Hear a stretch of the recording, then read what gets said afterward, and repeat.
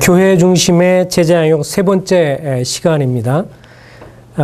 교회 성도들의 동역 속에서 새 신자는 주님의 영광을 위해서 제자로 성장하고 장차 일꾼으로 자라 섬겨가게 됩니다. 이 지역교회를 향한 주님의 뜻을 생각을 해보면 주님은 구원받은 성도들로 구성된 교회, 곧 유기체적인 이 공동체, 주의 몸된 교회를 통해서 주의 지상명령이 성취되기를 기뻐하시는 분이십니다. 이 교회가, 지역교회가, 이 그리스도의 몸인 교회가 정말 아름다운 것은 골로새서 2장 2절과 3절에 보면 하나님은 당신의 비밀이 그리스도를 통해서 계시가 되었다라고 말씀해 주고 있습니다. 그래서 하나님의 비밀은 그리스도다라고 말할 수 있습니다. 다시 말하면 하나님에 관한 모든 성품과 그분의 사역과 그분의 모든 계획이 그리스도를 통해서 나타났다고 하는 것입니다. 그래서 주님이 친히 말씀하신 것처럼 나를 알면 아버지를 알았거늘이라고 말했던 것처럼 이 그리스도께서는 하나님이 어떤 분인가 하는 것을 하나님의 뜻과 계획과 비밀과 그 모든 것들을 다 확연하게 보여주시는 분이십니다.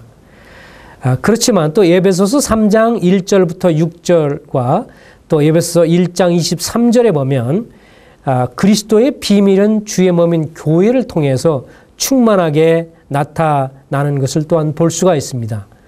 그러니까 하나님을 알고자 한다면 하나님에 관한 모든 계획과 뜻은 그리스도를 통해서 드러나게 되고 또 그리스도에 관한 그 모든 비밀과 그 뜻은 오늘날은 주님께서 친히 자기의 생명과 자기의 전부를 불어넣으신 주의 몸인 교회를 통해서 충만하게 나타나기를 원하기 때문에 모든 사역과 모든 일들은 결국 주의 몸인 교회를 통해서 드러나는 것이 가장 아름다운 것임을 볼 수가 있습니다. 특별히 교회 중심적인 제자양육이라고 이런 말을 한 것은 오늘날 많은 제자양육들이 교회를 떠나서 어떤 그 대학생 선교라든지 그리고 특정 젊은 층들을 대상으로 한 그런 사역만 제자양육으로 특별히 강조가 되어서 되고 있는 것이 현실이기 때문에 그런 측면에서 교회 중심적인 제자양육이 바로 주님께서 원하시고 소원하시고 또 주님이 가장 기뻐하시는 것임을 볼 수가 있습니다.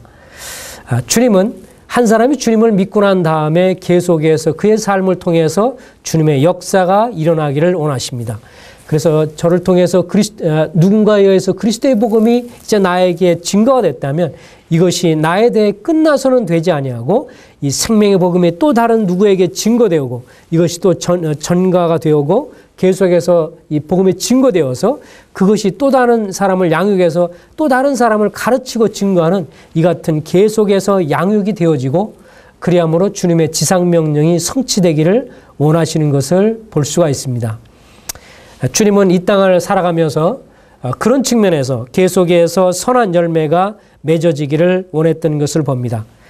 저는 개인적으로 주님 앞에 기도하면서 기도하는 내용이 있습니다. 그것은 여호수아 23장에 있는 내용입니다. 여호수아 23장에 보면 특별히 이런 여호수아에게 이와 같은 놀라운 약속을 해 주셨습니다. 여호수아 23장 10절에 보면 너희 중 한 사람이 천명을 쫓으리니 이는 너희의 하나님 여호와 그가 너희에게 말씀하신 것 같이 너희를 위하여 싸우심이라. 그러므로 스스로 조심하여 너희 하나님 여호와를 사랑하라 라고 말씀했습니다. 너희 중 한 사람이 1000명을 쫓으리니 라고 말씀을 했습니다. 하나님께서 이제 여호수아를 통해서 이제 바로 그 가나안 땅을 목전에 두고 있습니다. 하나님의 약속의 땅, 젖과 꿀이 흐르는 땅, 바로 그 땅을 바로 지금 목전에 두고 있습니다. 이제 하나님께서 모세를 통해서 과거의 일꾼이었던 모세를 통해서 애굽에서 나와서 광야에 지나게 되고 이제 광야길을 지나서 가나안 땅을 들어가는 데는 여호수아를 통해서 이제 들어가게 되는 것을 볼 수가 있습니다. 이제 여호수아를 통해서 여호수아의 선봉 아래 이제 가나안 땅을 점령하면서 그 가운데 계속해서 하나님의 나라가 확장이 되고 그리고 이 하나님의 사람들이 자기 땅을 확장해 나가게 되었습니다. 이제 여호수아가 이 노장으로서 이제 그의 생애를 얼마 남지 않고 이제 주님을 섬기고 주를 위해서 싸웠던 그의 사역이 다 마무리가 되어가는 시점이 되었습니다. 그럴 때 하나님의 성령의 감동을 받아서 이제 여호수아는 이 하나님의 사람들에게, 하나님 백성 이스라엘 사람들에게 이렇게 큰 약속을 해 주셨습니다. 너희 중 한 사람이 1000명을 쫓으리니 이는 너희의 하나님 여호와 그가 너희에게 말씀하신 것 같이 너희를 위하여 싸우심이라. 여기에 너희 한 사람이 1000명을 쫓는다고 말씀을 해 주셨습니다. 저는 이것이 오늘날 우리 그리스도인들이 주님 앞에서 약속으로 붙들고 신뢰할 수 있는 귀한 약속의 말씀이라고 생각을 합니다. 오늘날 우리나라 흔히 이 군인들 중에서 가장 강하다고 하는 해병대에서 쓰는 말이 있다면 그것은 일당백이라고 하는 말입니다. 한 사람당 그 훌륭한 그 이 해병대가 결국 적군 100명을 당해내겠다라고 하는 말인데, 근데 성경은 한 사람에 대해서 이런 가능성 있는 말을 했습니다. 너희 중 한 사람이 1000명을 쫓으리니 이는 너희의 하나님 여호와 그가 너희를 위하여 말씀하신 것 같이 너희를 위하여 싸우심이라. 여기에 오늘날 하나님의 사람으로서 구원받은 하나님의 성도요, 그리고 주님의 자녀요, 그리고 주님을 쫓는 제자로서, 그리고 주님을 섬겨가는 주의 종으로서 우리가 주님 앞에서 약속의 말씀으로 붙들어야 할 놀라운 약속이 이곳에 있습니다. 너희 중 한 사람이 1000명을 쫓으리니, 오늘날 우리 시대에 이제 신약시대의 관점에서 이 말씀을 번역한다면 너희 한 사람이 1000명에게 영향을 미친다고 하는 귀한 말씀입니다. 한 사람이 이 땅에 태어나서 그리스도를 믿고 하나님의 자녀가 되었습니다. 이제 그런 다음에 이 땅을 살아가면서 우리는 누군가에게 영향을 미치는 삶을 살아갑니다. 진정한 리더십을 일컬어서 진정한 영향력이라고 말하는 사람이 있습니다. 진정한 리더라고 하는 것은 영향을 미치는 것이라고 생각한다면 오늘 이곳은 하나님께서 어떤 한 사람을 통해서, 하나님의 사람을 통해서 1000명의 사람들에게 영향을 미치는 삶을 살 것을 말씀하고 있다고 하는 것입니다. 이것은 저희들에게 감동을 주고 우리들에게 소망을 주는 약속의 말씀입니다. 우리가 이 땅에 한번 태어나서 주님을 섬기고 살다가 한 번밖에 살 수 없는 인생인데, 우리가 이 땅을 살아가면서 1000명의 사람들에게, 각 개인들이 하나님의 사람으로서 1000명의 사람들에게 영향을 미치는 삶이 된다면, 1000명의 사람들에게 복을 증거하는 복의 통로가 된다면 얼마나 복되고 귀한 것이겠습니까?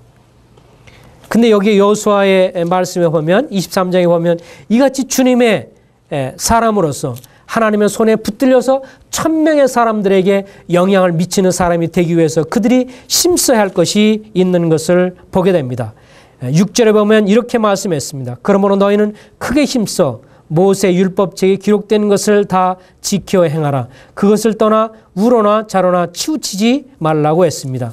첫 번째는 주의 말씀을 사랑하고 주의 말씀을 사랑하고 그 말씀에 순종하는 것이라고 했습니다.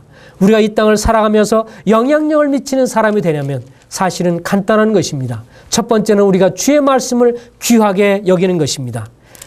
그 나이가 75세 됐던 아브라함이 그의 본토 친척 아버지 집을 떠나는 것은 정말 쉬운 일이 아니었습니다. 나이가 들수록 새로운 몸을 두려워합니다. 그리고 자기의 본토 고향 떠나기를 두려워합니다. 그러나 하나님께서 아브라함을 선택했습니다.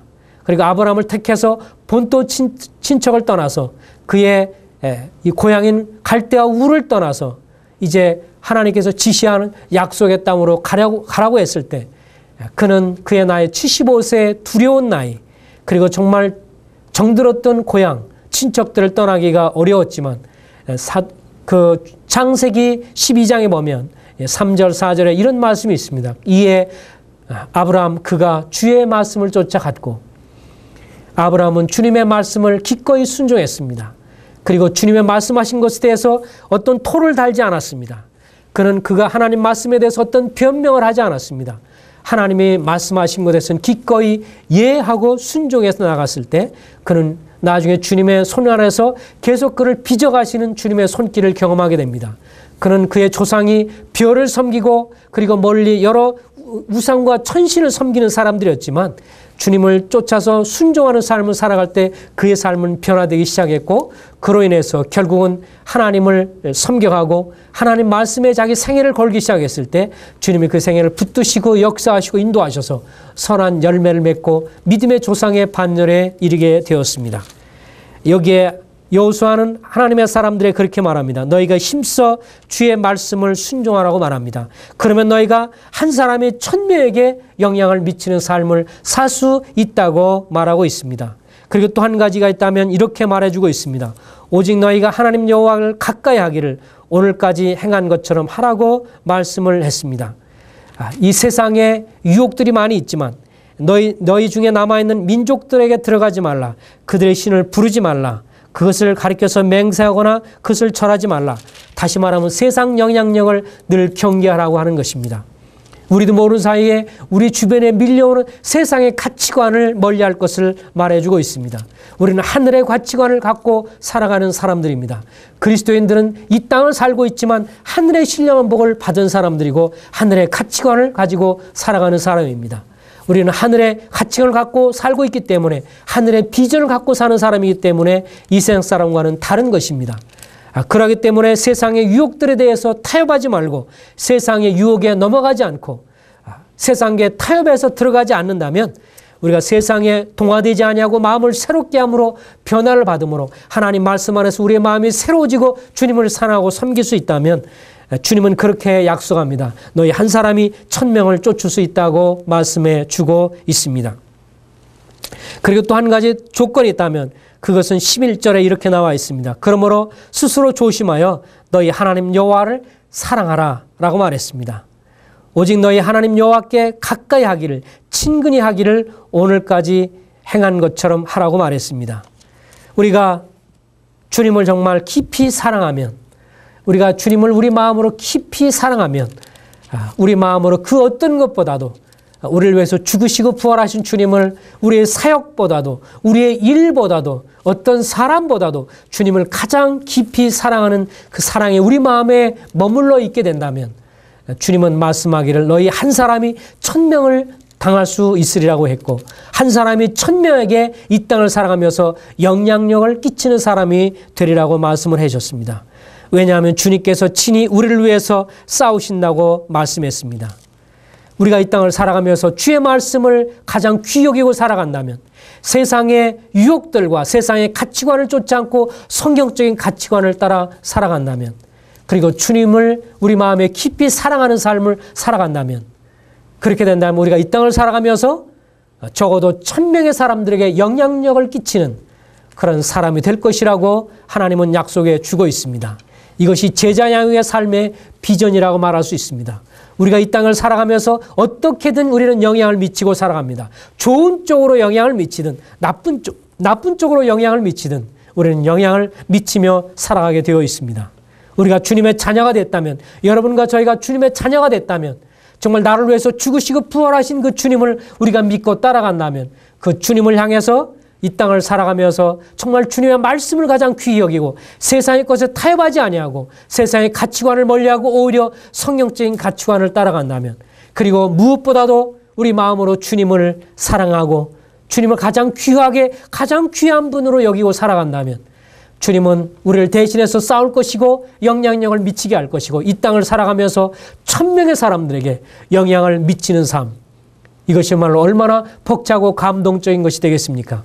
전 이것을 수년 전부터 이 약속의 말씀을 붙들고 기도하며 주님께 간구했습니다. 선교지에 나갈 때도 나가기 전에도 이 문제를 놓고 기도했습니다. 그리고 주님 앞에 간구하고 제 생애가 주님이 원하신 대로 선교지에 있든 한국에 와서 사역을 하든 어느 곳에 있든지 간에 주님 감전히 주님 앞에 기도합니다. 미천한 저지만 이 말씀대로 한 사람이 1000명을 당한다는 약속이 제 삶에 이루어지길 원한다라고 기도하고 있습니다. 이것은 여러분과 저에게 열려진 하나님의 약속입니다.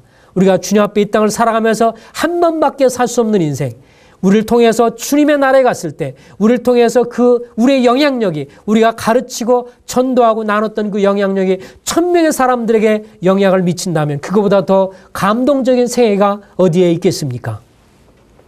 이렇게 주님의 소망을 바라오면서 이런 주님의 전망을 바라보면서 한 사람이 주님 안에서 제자로서 커가는 데 있어서는 주님이 이제 교회적으로, 교회 중심적으로 공동체적으로 함께 우리를 빚어가는 손길을 경험하게 되고 또 개인적인 관계 속에서 이제 우리를 다스려가고 우리를 빚어가는 것을 경험하게 됩니다.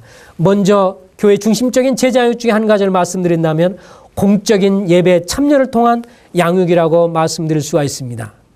성도들은 거룩한 제사장으로서 개인적으로 삶을 통해 드리는 예배와 아울러서 공적으로 성도들과 함께 드리는 주의 만찬을 통한 공적 예배를 적극적으로 참여함으로 인해서 신앙이 성장하게 되는 것입니다. 이 공적인 예배와 그리고 개인적인 예배는 비행기의 좌편 우편의 날개와도 마찬가지입니다.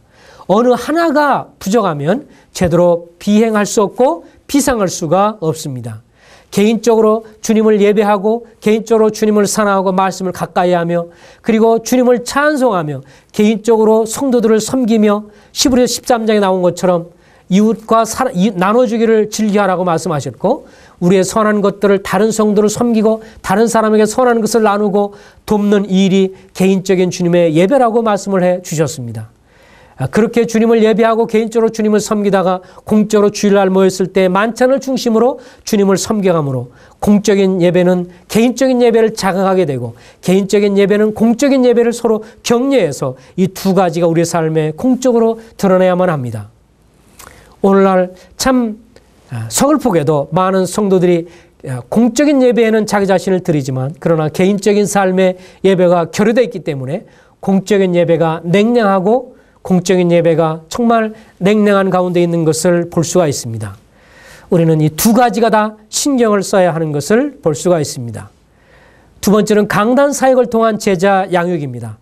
강단에서 은사 있는 목회자들, 은사 있는 장로들의 설교와 가르침의 사역은 하나님께서 한 성도를 성숙한 제자로 세워가는 데 있어서 탁월한 양육 수단이 되는 것입니다. 따라서 각 지역 교회는 말씀 사역의 은사를 소유한 인도자들을 통해서 강단의 말씀을 선포하고 그 사역을 위해서 지속적으로 기도하고 강단 사역이 힘있게 되도록 그렇게 해야 할 것입니다. 이 강단의 사역은 단순한 그저 말씀의 교제가 아닙니다. 이것은 하나님의 말씀의 선포라고 성경은 말해주고 있습니다.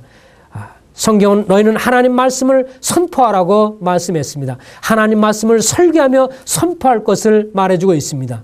교회에서는 계속해서 성도들이 하나님의 말씀이 살아서 움직이도록 그리고 강단에 세워진 이 설교자들이 힘있게 능력있게 설교하며 사역하도록 그렇게 기도하고 강단 사역을 위해서 기도해야 합니다.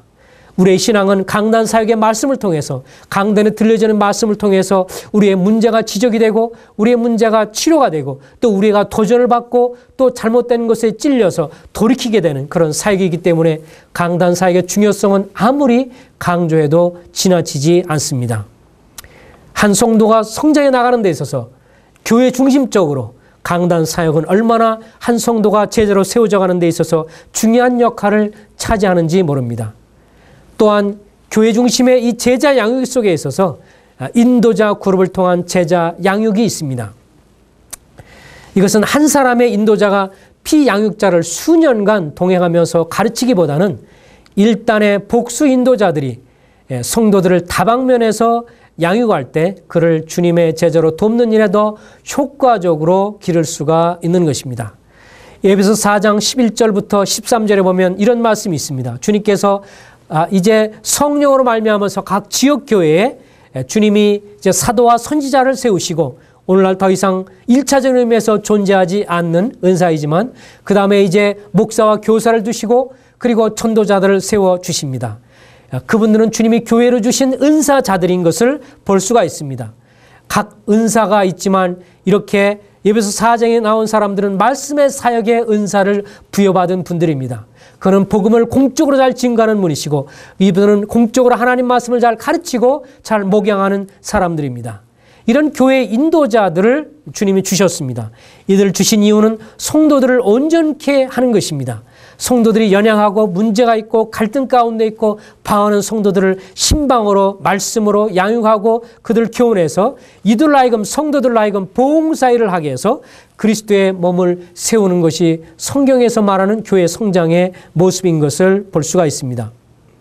그런데 여기에서 교회를 양육하면서 교회의 인도자들 간의 동역과 연관해서 여기에 중요한 그 지적을 하고 교회 중심의 제자 양육에서 중요한 지적을 한 내용을 읽어 드리도록 하겠습니다. 전 신자를 제자로 삼는 교회라고 하는 책을 지은 저자 빌 헐은 이렇게 중요한 교회 중심의 제자 양육의 중요한 중심에 대해서 이렇게 말을 했습니다. 주님께서 지상에 계시는 동안 활용했던 한 인물 중심의 제자 양육 모델보다는 이제 교회 중심적인 사역이 바람직하다. 한 사람이 헌신된 십자가 군병의 엘리트 그룹을 이끌기보다는 여러 명의 지도자 그룹이 다양한 수준의 성도들을 그리스도 안에서 성숙시켜야 한다라고 말을 했습니다. 일반적으로 선교단체들이 한 사람이 몇몇 사람을 몇 년간 꾸준하게 양육하고 그를 세워서 일꾼으로 세워가는 그런 그룹이 양육 모델보다도 이제는 주님이 주의 몸된 교회를 통해서 이제 주님은 죽으시고 부활하셔서 주의 교회, 주의 몸된 교회 성도들의 은사자들을 세우셔서 교회 다양한 그런 인도자들 교회에 세워주셨습니다. 이제 여러 각기 다른 다소간의 다른 은사를 갖고 있는 그런 인도자들이 이제 교회 식구들을, 교회 성도를 세우는 데 있어서 각기 자기에게 고유한 그런 장점들을 나누며 세우는 그 같은 양육 모델을 지금 말씀드리고 있는 것입니다. 다시 쉽게 말씀드린다면 이렇게 말할 수 있겠습니다. 어떤 성도를 돕는 데 있어서 한 형제님이 특별히 이 성품 면에서 잘 가르치고 있다면 몇몇 형제들을 가르치고 돕는 데 있어서 이제 그 형제님이 이 성품에 대한 부분을 가르치고 세워주고 오랫동안 이를 도우면 이제 또 다른 형제님이 이제 또 다른 이 교회 인도자가 그 설교라든지 신방에 대해서 잘하고 있다면 이제 이 성품에 대해서 도움을 많이 받았던 분이 이제 이 인도의 인도자 중에서 설교라든지 가르침과 이런 쪽으로 잘하는 분 밑에서 이제 또 얼마간에 걸쳐서 양육을 받고 세움을 입어서 그리고 또 나중에 이 부분이 잘 구비가 되면 이제 또 다른 부분에 은사를 가진 그런 인도자에게 또 다른 측면에서 도움을 받아서 이제 서로 여러 교회의 중요한 인도자들이 골고루 자기가 갖고 있는 은사들을 성도들에게 골고루 나눠서 다양하게 영적으로 도움을 받아서 그로 인해서 아주 건강하고 구비된 그런 일꾼과 지도자가 또 제자가 그리고 일꾼들이 세워질 수 있다면 그것이 아름다운 모델이라고 하는 것입니다. 그래서 한 사람이 또 다른 한 자기 양육을 돕는 데 있어서 수년간 동안 집중적으로 돕는 것이 아니라 1년 혹은 2년 동안 어떤 성도를 돕고 그리고 또 다른 인도자가 자기가 잘 가르친 부분을 몇 년 동안을 돕고 그렇게 함으로 인해서 수년이 지난 다음에 성숙한 인도자로 세워질 수 있다면 서로가 서로를 보완하면서 사역할 수 있다면 아름답고 훌륭한 주님의 일꾼을 세우는 데 있어서 교회 중심의 사역이 깊이 뿌리를 내리는 것이라고 말할 수가 있을 것입니다. 교회 중심의 제자 양육에 있어서 이제 소그룹 모임을 통한 제자 양육이 있습니다. 각 지역교회는 성도들의 영적 성장을 위하여 주일의 공적 모임의 출석을 강조하는 것뿐만 아니라 또한 또래끼리 10여 명 정도 가량의 소그룹들을 만들어서 각 소목자들이, 소인도자들이 인도하는 멤버들 간의 진솔하고 솔직한 삶을 나누는 그런 분위기가 필요한 것을 보게 되어집니다. 그래서 교회 전체를 대상으로 한 강단 사역이 있었다면 그 사역과 함께 아울러서 소그룹 모임을 통해서 인도자들이 이제 헌신하고 세워서 이제 자기 속한 이 멤버들 간에 그들을 위해서 기도하면서 또 그들을 사역하면서 서목자로서 깊이 섬기는 이와 같은 것들이 건강한 교회라고 생각이 되어집니다. 건강한 교회는 그저 앞서서 은사 있는 몇몇 분만이 사역하는 것이 아니라 모든 성도들이 구원받고 나서 자기가 은사가 어떤 것이든지 간에 교회 식구들을 섬기기 위해서 다른 성도를 섬기기 위해서 무엇인가 기여하는 무엇인가 다른 사람을 섬기는 일을 많이 감당하는 그러한 교회가 그런 식구들이 많은 교회 그 교회가 건강한 교회인 것을 보게 됩니다. 그저 단순히 주일날 출석해서 그저 헌금이나 하고 출석이나 해서 말씀이나 듣고 돌아가고 예배만 드리고 돌아가는 것이 아니라 자기가 갖고 있는 은사를 인식해서 자기가 어느 분야에서 섬길 수 있는지 섬길 수 있는 분야에서 다른 성도를 위해서 무엇인가는 기여하고 무엇인가는 다른 성도를 위해서 자기 자신을 드릴 때 자기도 성장하고 교회도 성장하고 주의 몸인 교회가 성장하게 되는 것을 보게 되어집니다. 아울러서 이제 다른 사람을 가르치고 또 지혜로서 지식의 은사가 있고 또 지혜의 은사가 있어서 다른 사람을 도울 수 있는 은사가 있다면 이렇게 소그룹을 통해서 훈련 가운데서 다른 사람을 돕는 이런 일이 있어야 되리라고 믿습니다.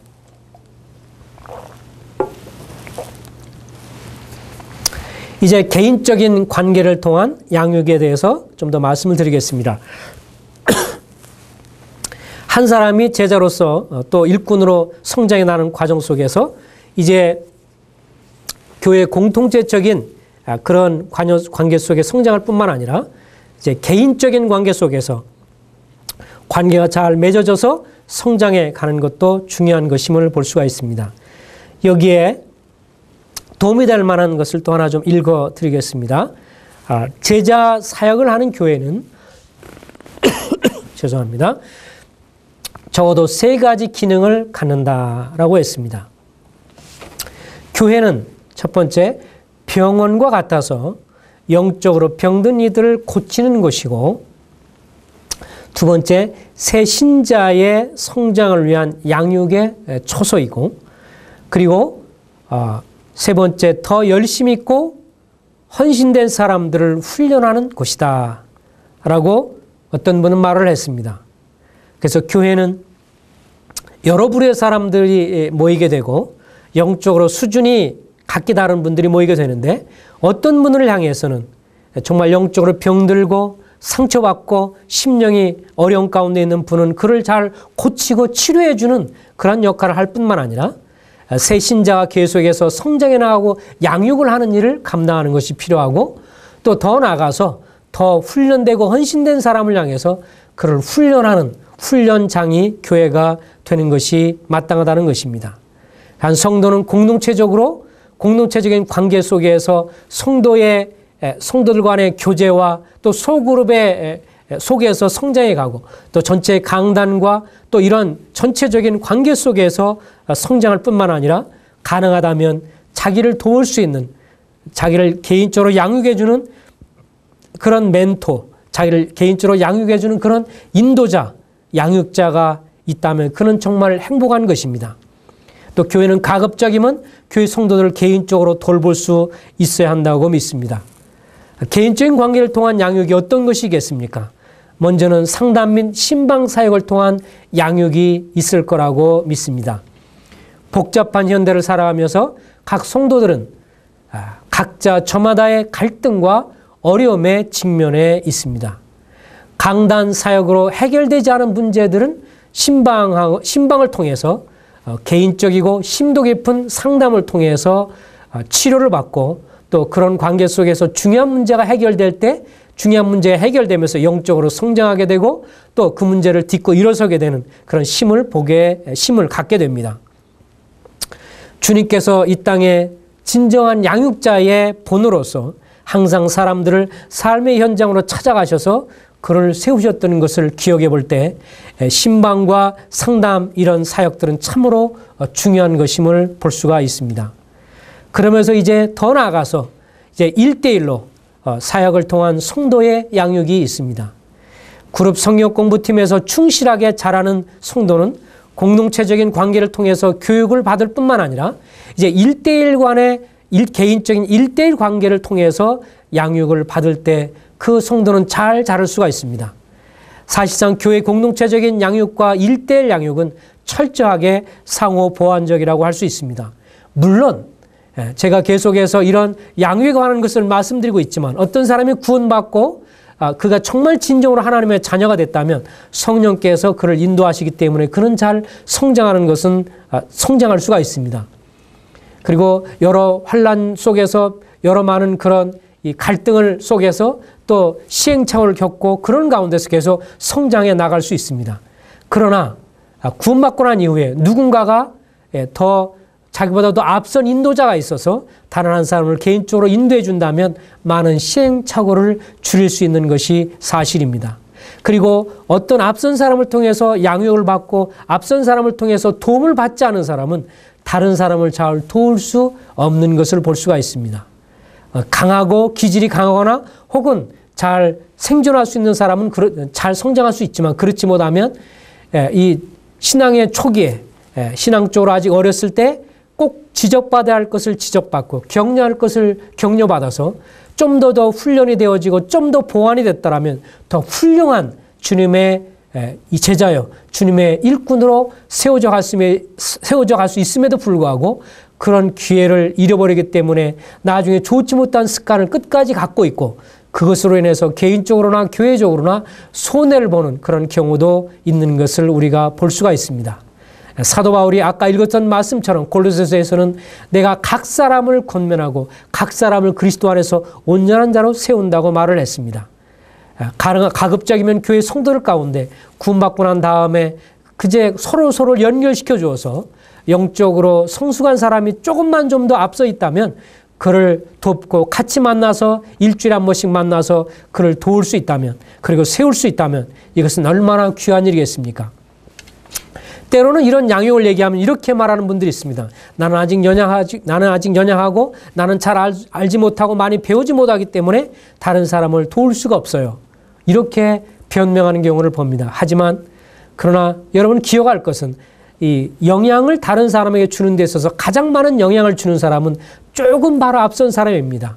집안의 어린아이를 한번 생각해 보십시오. 항상 동생은 언니나 혹은 형이나 언니를 통해서 가장 많은 영향을 받고 자기보다 한두 살 먼저 있는 자기 언니나 혹은 형을 가장 많이 따라서 흉내를 내는 것을 볼 수가 있습니다.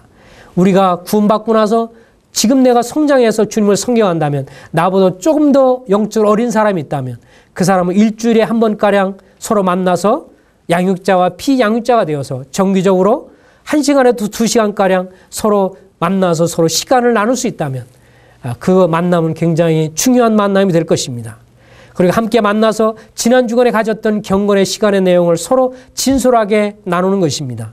나는 이 경건의 시간을 가지면서 이런 면에서 유익을 얻었고 또 너는 형제는 또 어떻게 영향을 받았는지를 서로 나누게 될 때 그것을 통해서 우리는 큰 유익을 받을 수가 있습니다. 그리고 진솔하게 삶의 고민과 기도 제목들을 서로 3가지씩 나누면서 서로를 위해서 기도해 준다면 그것은 정말 귀한 일입니다. 또 인도자가 피양육자의 장점을 격려하고 그리고 약점을 온유하게 보완해 준다면 이것은 정말 좋은 일입니다. 저는 개인적으로 93년도와 4년도에 사실은 짧은 1년도 채 안 되는 짧은 기간이지만 일주일에 한 번씩 깁슨 미국 페헤븐의 깁슨 목회자를 통해서 1대1로 만나서 이런 시간을 가지면서 저에게 큰 위로와 격려의 시간을 가질 수가 있었습니다. 물론 그 제자훈련 프로그램을 통해서 여러 가지 많은 지식을 얻을 수가 있었지만 1대1로 만나서 그 영적인 거장을 통해서 경건의 시간을 나누는 것을 제가 들었고 또 제가 나눈 것을 서로 나눴고 그리고 서로 기도 제목을 나누며 서로를 위해서 기도해주고 그리고 고민을 갈등하고 또 고민을 함께 나누면서 격려를 받으면서 이런 일을 통해서 제 짧은 만남이었고 일생 동안에 한 9개월, 10개월의 짧은 만남이었지만 제가 평생 잊을 수 없는 소중한 만남이었습니다.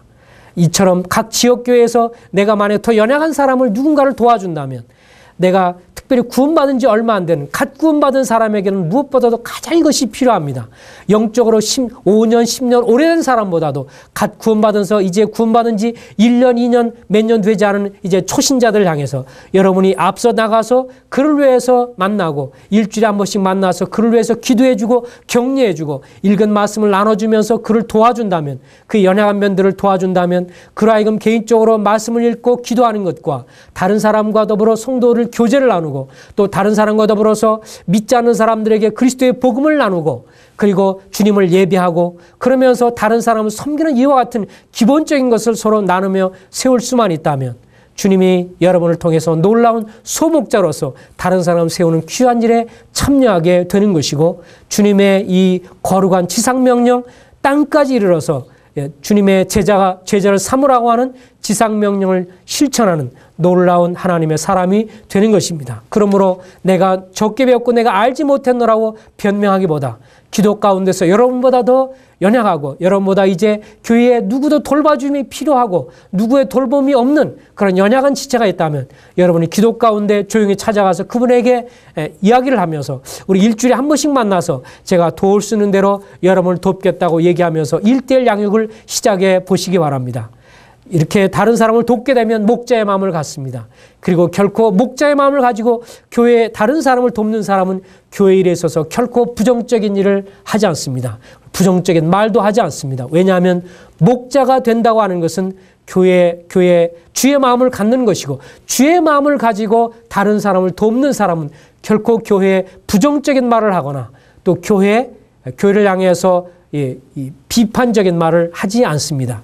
그러나 구원은 받았지만 5년이 되고 10년이 되고 20년이 됐지만 다른 사람을 세우고 전도하고 다른 사람을 위해서 세워주고 다른 사람을 돕기 위해서 이 목자로서 드리는 삶을 살지 않으면 세월이 지나면서 머리만 크게 되고, 그리고 삶의 경험이 되지 않기 때문에 그 사람은 세월이 지날수록 지옥교회를 향해서 비판하고 비난하고 판단하는 일만 하게 되는 것입니다. 오늘 여러분은 다른 사람을 섬기고 도우면서 다른 성도, 여러분보다 더 연약한 성도를 돕고 섬긴 일에 동참하고 있습니까? 아니면 단순히 머리만 크고 피상적이 돼서 여러분의 지역계, 여러분에 속한 지역계를 비판하는 사람이 되고 있습니까? 바라기는 여러분이 주의 마음을 가지고 다른 한 성도를, 연약한 성도를, 연약한 지체를 섬기는데 여러분의 생일을 드림으로 그 값진 사역을 통해서 주님 오신 그날 칭찬받는 존귀한 주님의 자녀들이 되기를 간절히 소망합니다. 주님 지금도 주의 이 지상명령이 이루어지기를 원하십니다. 그러면 너희는 가서 모든 족속으로 제자를 삼으라고 하신 말씀에 귀 기울이시고 여러분이 할 수 있는 범위 내에서 순종하시면서 하시면 우리 삶에, 여러분 삶에 복이 있을 것입니다. 감사합니다.